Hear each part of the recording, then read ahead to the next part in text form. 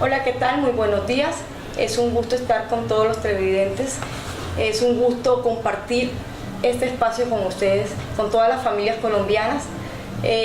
Bienvenidos a nuestro programa Hablando de Salud. Jesús, cuéntanos qué tenemos para hoy. Así es, Gina. Mira, nuestro tema de hoy es bastante interesante.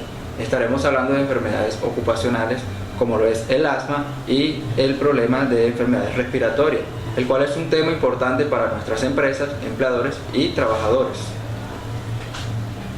Tenemos tres invitados muy especiales. Comenzaremos con la doctora Gleidys Benavides, que nos hablará de qué es las enfermedades respiratorias ocupacionales. Por favor, doctora Gleidys, ¿puede pasar? Muy buenos días. Hola, ¿cómo estás? Un placer. Bienvenida, doctora. Gracias. Por favor,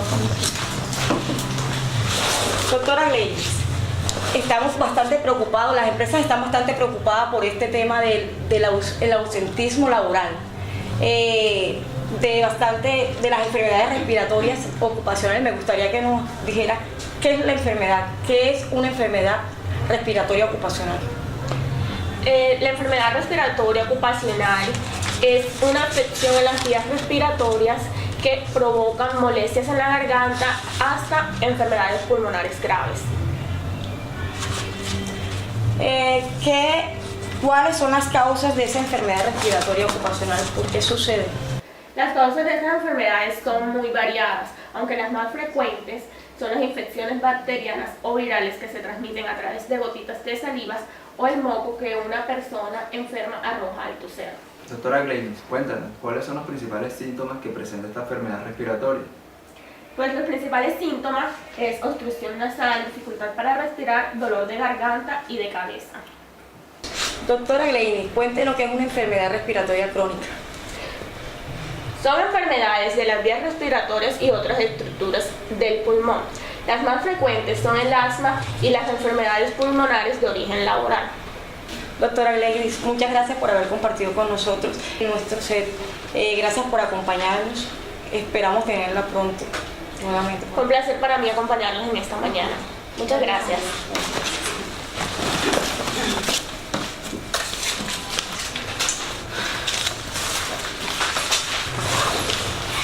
Continuamos con la doctora Miriam desde su consultorio.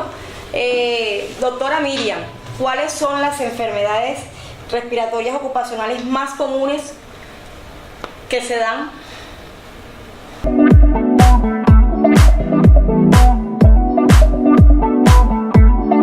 Las enfermedades respiratorias ocupacionales más comunes son la faringitis, bronquitis, rinitis, sinusitis, entre otras. Estas se dan cuando los trabajadores están expuestos a sustancias químicas inorgánicas como bromo, yodo, cloro, cobalto, níquel, etc. En este grupo de enfermedades se encuentran los trabajadores que manipulan cemento y usan o elaboran plaguicidas y los trabajadores de la industria petroquímica. Y la más común por su daño al pulmón de forma crónica es la neumoconiosis, que son enfermedades irreversibles producidas por la inhalación de sustancias inorgánicas que son los minerales como por ejemplo el berilio, el aluminio, el silicio, el asbesto y el hierro. Algunas neumoconiosis son la silicosis y la asbestosis. La silicosis que se da por la absorción del polvo de silicio cristalino y la asbestosis que se da por la inhalación de fibras de asbesto. Estas enfermedades producen fibrosis pulmonar o cáncer del pulmón. Los trabajadores altamente expuestos a contraer silosis y asbestosis son los que desarrollan actividades en minas, túneles, canteras y construcción. Doctora Miriam, ¿cuál es la diferencia que hay entre una enfermedad común y una enfermedad laboral? Bueno, la enfermedad ocupacional es aquella perturbación del estado físico y mental que se produce como consecuencia de la exposición de un riesgo ocupacional. Esto es lo que la hace diferente a la enfermedad común. La enfermedad común son aquellas condiciones de salud alteradas que pueden ser adquiridas por malos hábitos. ¿Cómo se diagnostica? Un médico ocupacional tiene que hacer el diagnóstico cuando se detecta una enfermedad. El médico profesional evalúa historia clínica y ocupacional. Tiene que realizar diagnósticos por imágenes como rayos X de tórax, tipo postura anterior. Tiene que hacer pruebas funcionales como la espirometría y pruebas de laboratorio como gases arteriales. Una recomendación a las empresas para que no se den y cómo minimizarlas. Las recomendaciones a las empresas para reducir las enfermedades laborales o minimizarlas son las siguientes.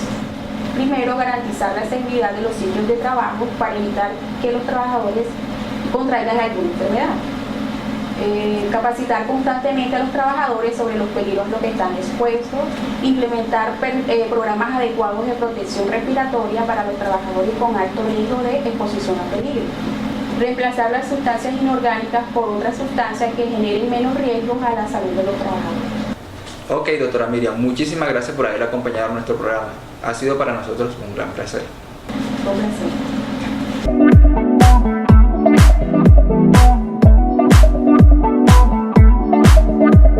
Tenemos una invitada muy importante que nos va a hablar de una enfermedad que en realidad es preocupante, sobre el asma ocupacional.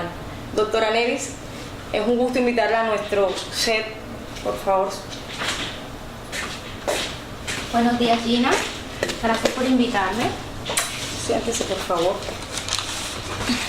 Doctora Nevis, usted como médico ocupacional, me gustaría que nos hablara un poco de el asma ocupacional. Bueno, Gina, el asma ocupacional es un trastorno pulmonar por sustancias que se encuentran en el lugar de trabajo.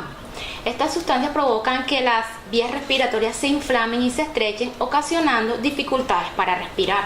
Doctora Nevis, coméntenos un poco de los tipos de asma ocupacional que existen. Bueno, Gina, hay dos tipos de asma ocupacional. El asma que es inducida por sensibilizante. Esta lleva tiempo para que la sustancia provoque la sensibilización en el lugar de trabajo. En este tipo de asma se manejan dos sustancias que son las de alto peso molecular y las de bajo peso molecular. Las de alto peso molecular tenemos los polvos vegetales, cáñamo, las sales metálicas como son los platinos, y las de bajo peso molecular tenemos el cloro, los plaguicidas, el amoníaco, entre otras. Bueno, ese es el asma inducida por sensibilizante. Ahora tenemos el asma inducida por irritante. Esta no tiene periodo de latencia después de una exposición a bajas dosis continuas de gases irritantes. Sin embargo, el asma ocupacional es catalogada como un accidente laboral cuando es inducida por irritante después de una exposición de alta intensidad en un periodo de tiempo corto.